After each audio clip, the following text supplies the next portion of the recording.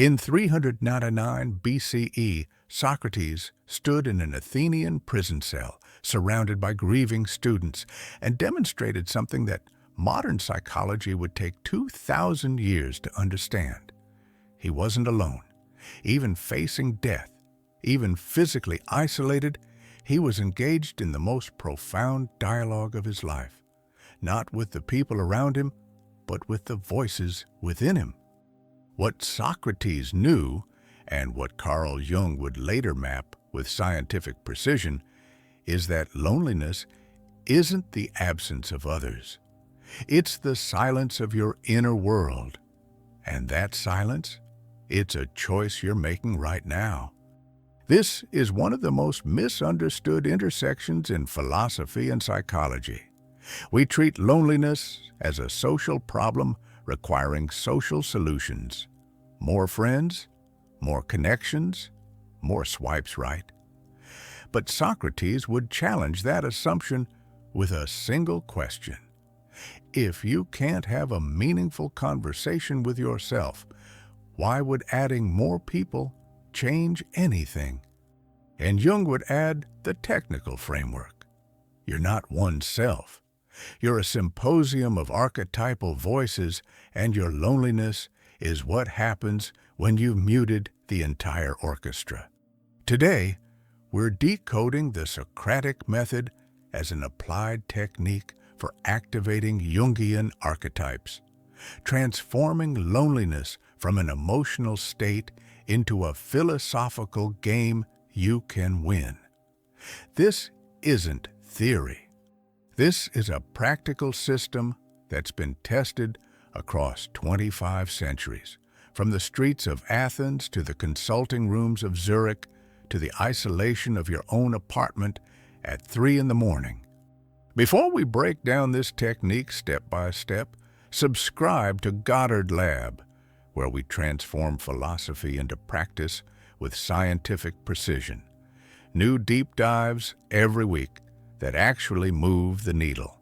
Hit that subscribe button, because what we're about to explore will fundamentally change how you experience solitude. Let's start with what Socrates actually practiced. The Socratic method isn't what they taught you in school. It's not just asking questions to expose ignorance. That's the weaponized version. The original practice, the one Socrates used in his own internal life, was dialogical self-examination.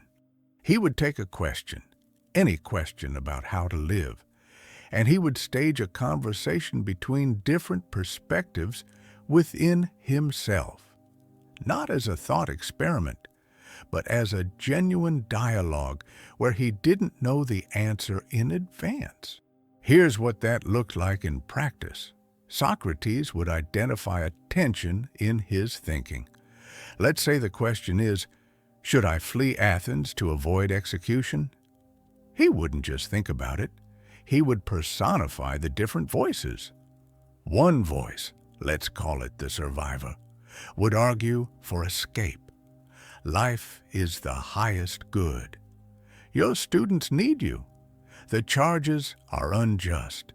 Another voice, the citizen, would argue for staying. You've benefited from Athenian law your entire life.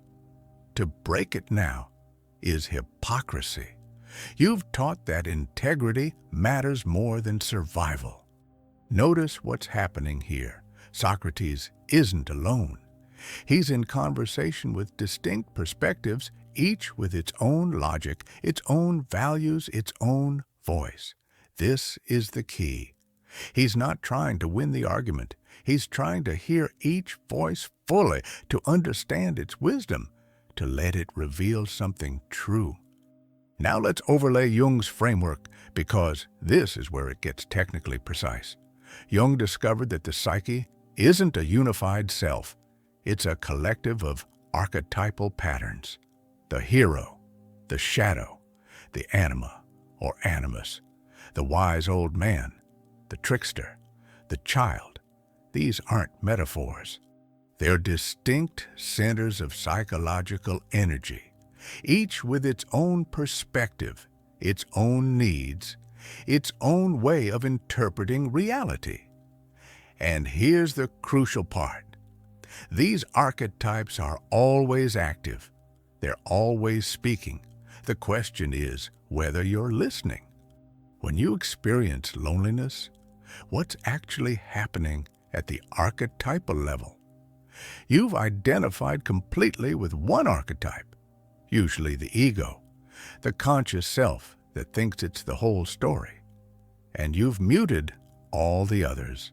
The hero within you, who wants challenge and adventure, is silent. The child, who wants play and wonder, is silent. The wise old man, who has perspective on your suffering, is silent. You're sitting in a room full of companions, and you put them all on mute. That's loneliness. Not the absence of others, but the suppression of your own inner multiplicity.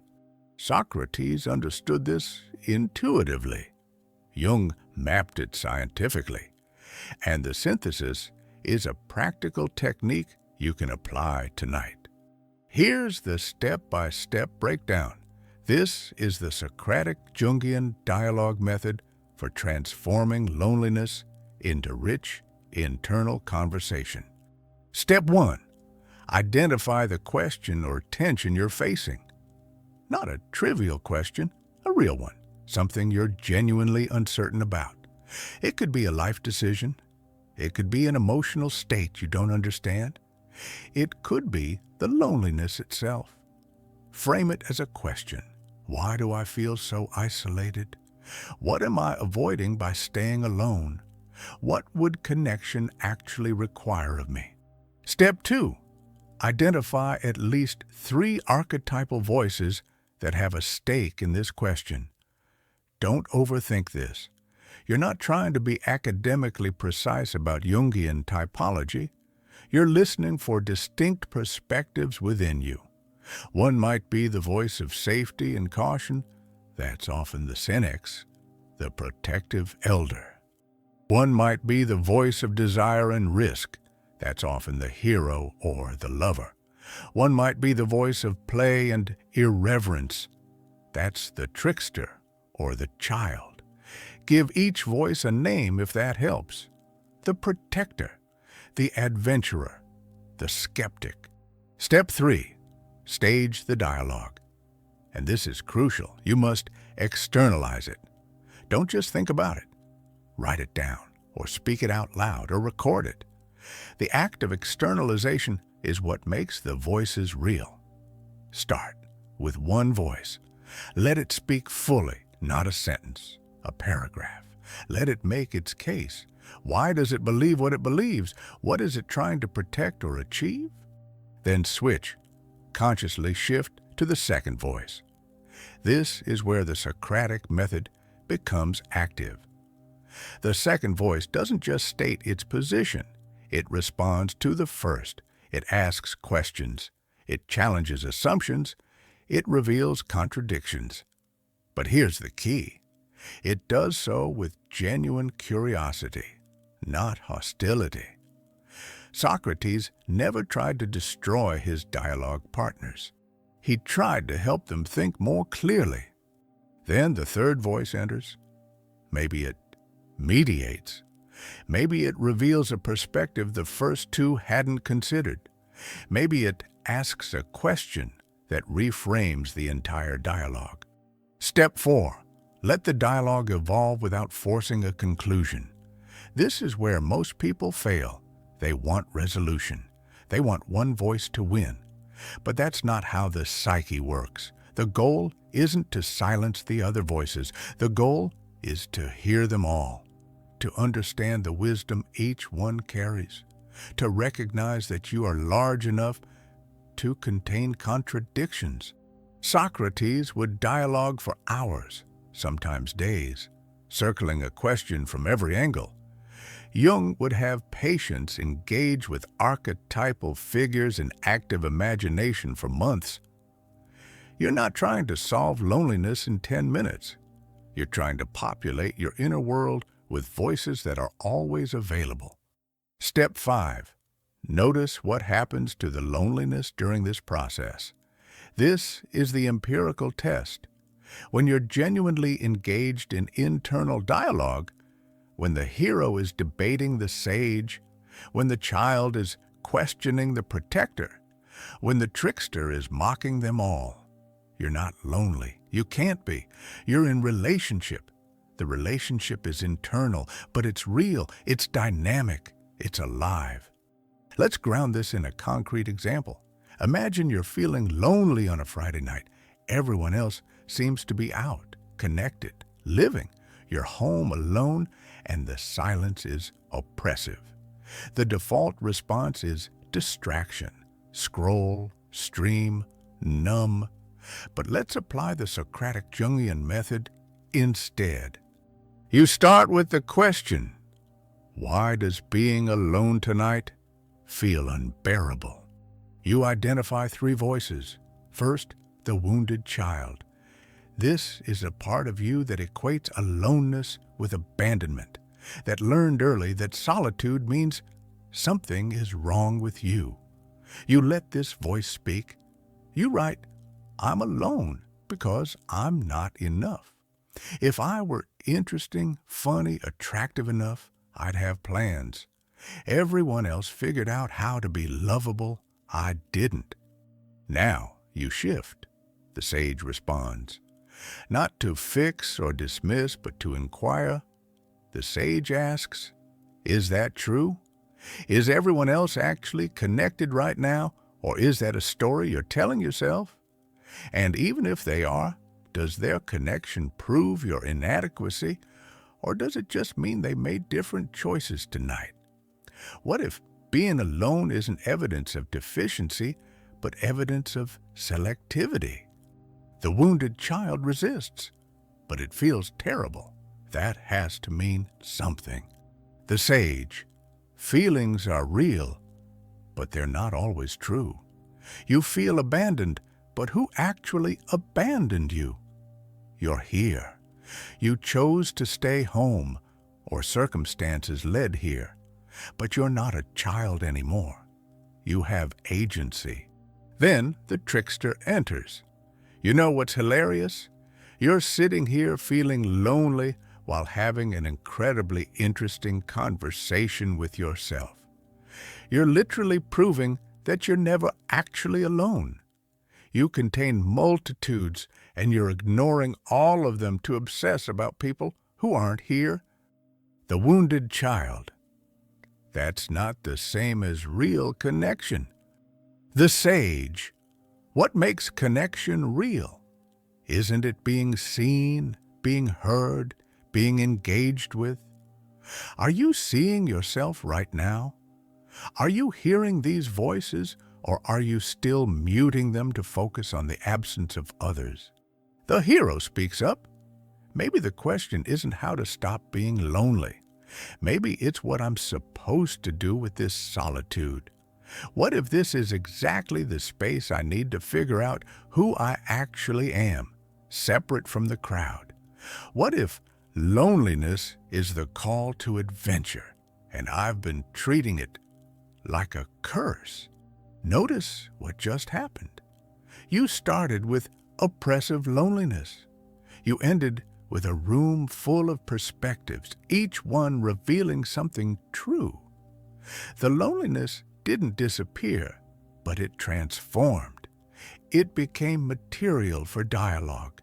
It became interesting. This is the game Socrates played his entire life. He was surrounded by people, but his real companionship was internal. He was in constant dialogue with different perspectives, different values, different ways of seeing, and because he had that rich internal life, he was never truly alone, even in prison, even facing death. Jung called this individuation, the process of integrating the different archetypal voices into a conscious, dynamic whole. But integration doesn't mean harmony. It doesn't mean the voices agree. It means you're aware of them all. You're in relationship with them all. and you're no longer tyrannized by any single one. Here's where most people go wrong with this technique. Mistake number one. They try to dialogue from the ego's perspective. They think they're the moderator, the judge, the one who decides which voice is right. But the ego is just another voice. It's not the whole self. When you dialogue, you have to be willing to let the ego be challenged, questioned, even mocked by the other voices. Socrates was famous for this. He would take the position of ignorance and let other perspectives teach him. That's not false humility. That's structural humility. It's recognizing that you are not identical to your conscious self-concept. Mistake number two. They want the dialogue to be pleasant. They want the voices to be supportive, affirming, gentle. But some of your archetypal voices are harsh. The shadow will tell you things you don't want to hear. The trickster will undermine your certainties. The cynics will warn you of dangers you'd rather ignore. If you only allow voices that make you feel good, you're not having a real dialogue. You're having a monologue with extra steps. Mistake number three. They try to resolve the dialogue too quickly. They want a conclusion, a decision, a clear answer. But the point of Socratic dialogue isn't answers. It's deeper questions. It's aporia, the state of productive confusion where you realize you don't know what you thought you knew. That's not failure. That's the beginning of wisdom.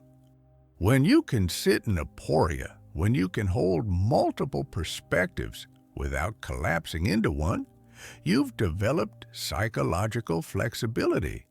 And that flexibility is the opposite of loneliness.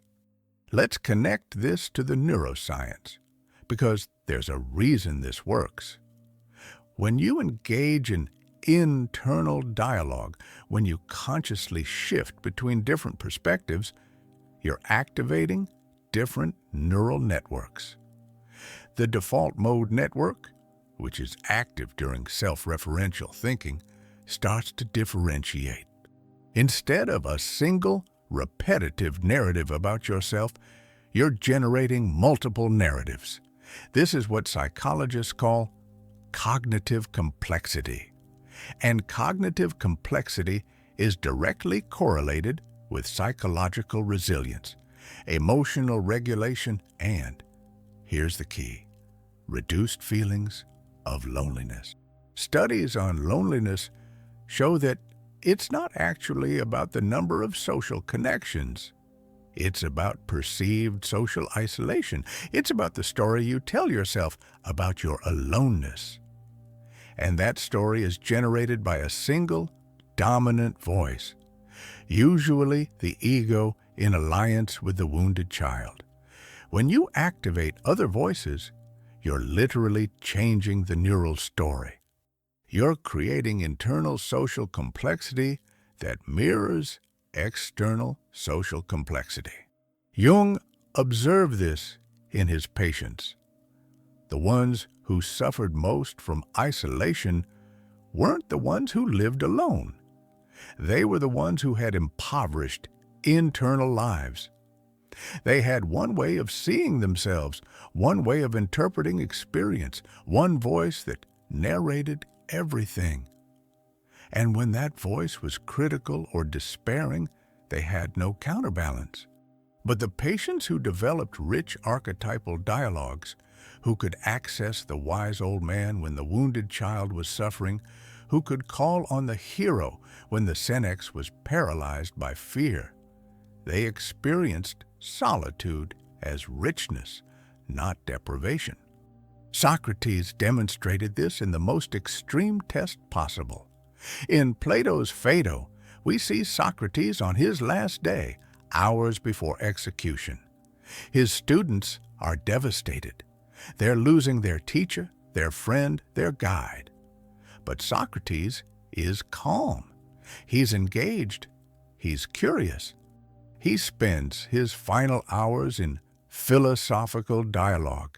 exploring the nature of the soul, the meaning of death, the relationship between body and mind. He's not in denial. He's not numb. He's fully present. And he's not lonely because he's in conversation with his students, yes, but more fundamentally with the voices within himself, the philosopher, the mystic, the citizen, the mortal, the eternal. When Socrates drinks the hemlock, his last words are, "Credo, we owe a rooster to Asclepius. Pay the debt and don't forget." Asclepius is the god of healing. The rooster is the traditional sacrifice after recovery from illness. Socrates is saying, I've been cured. Death isn't the disease. The unexamined life is the disease. And I've spent my life in examination, in dialogue, in the company of my own multiplicity. I'm not alone. I'm complete. That's the standard. That's the game at the highest level. You're not trying to eliminate loneliness by filling your calendar. You're trying to transform loneliness by populating your inner world. Here's the advanced application. Once you've established the basic practice of archetypal dialogue, you can use it proactively, not just reactively. You don't wait until you're lonely to engage the voices. You make it a daily practice. Every morning, you stage a dialogue about the day ahead. The hero asks, "What's the challenge today? What's worth fighting for?" The sage asks, "What's the deeper pattern I'm not seeing?" The child asks, "Where's the play? Where's the joy?" The shadow asks, "What am I avoiding? What am I pretending not to know?" This becomes your internal symposium. Symposium is the Greek word for drinking party, but it literally means drinking together. It's communal, it's dialogical. Socrates was famous for his participation in symposia, where philosophers would gather to drink wine and debate ideas. But the external symposium was just a reflection of the internal one. Socrates was always in symposium with himself. You can do this anywhere. You don't need other people. You don't need special conditions. You need a question and the willingness to hear multiple answers. You're walking alone and you feel the loneliness creeping in. Instead of resisting it, you ask it, "What are you trying to tell me?" And you let different voices answer. One says, "You're lonely because you're disconnected from purpose." Another says, "You're lonely because you're exhausted and you need rest, not stimulation." Another says, "You're lonely because you're comparing your internal experience to everyone else's external presentation, and that's a rigged game." The loneliness doesn't disappear, but it becomes a doorway instead of a prison. It becomes the question that initiates dialogue. And dialogue is relationship. Relationship is the opposite of loneliness. Jung had a concept he called the transcendent function. It's the psyche's ability to hold opposites in tension and generate a third thing, not a compromise, but a genuine synthesis. The transcendent function emerges through dialogue. When the hero and the sage debate, when the child and the senex negotiate, when the shadow and the persona confront each other, something new emerges. A perspective that neither voice had alone, a possibility that didn't exist before the dialogue. This is what Socrates was after, not answers, but the transcendent function, the capacity to think in dialogue, to hold complexity, to generate new possibilities through the collision of perspectives. And when you have that capacity, you're never lonely. You're always in the process of becoming, always in conversation with the voices that constitute your depth. Let's address the obvious objection. Isn't this just talking to yourself? Isn't this what people do when they're losing their minds? Here's the distinction. Pathological internal voices are monological. They repeat the same message. They don't respond to questioning. They don't evolve. The voice of depression says, "You're worthless." You ask, "Why?" It says, "You're worthless." You ask, "What evidence do you have?" It says, "You're worthless." That's not dialogue. That's a broken record. Archetypal dialogue is different. The voices respond. They evolve. They surprise you. You think the sage is going to say one thing, and it says something else. You think the hero is going to push you forward, and instead, it tells you to rest. The voices have autonomy. They're not just echoes of your conscious beliefs. They're genuinely other, even though they're within you. This is what Jung meant by the objective psyche. The archetypes aren't your creations. They're structures you discover.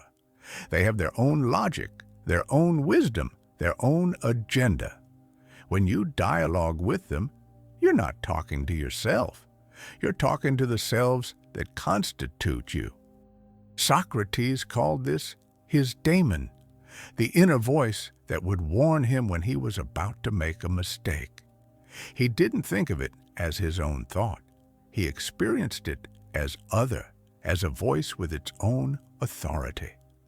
Modern psychology would call this an internalized object or an archetypal voice. But the experience is the same. You're not alone in your own head. You're in community. Here's the practical challenge for the next 7 days. Every evening, before sleep, stage a Socratic dialogue about your day. Take one moment from the day, a decision you made, an emotion you felt, an interaction you had, and ask, "What just happened?"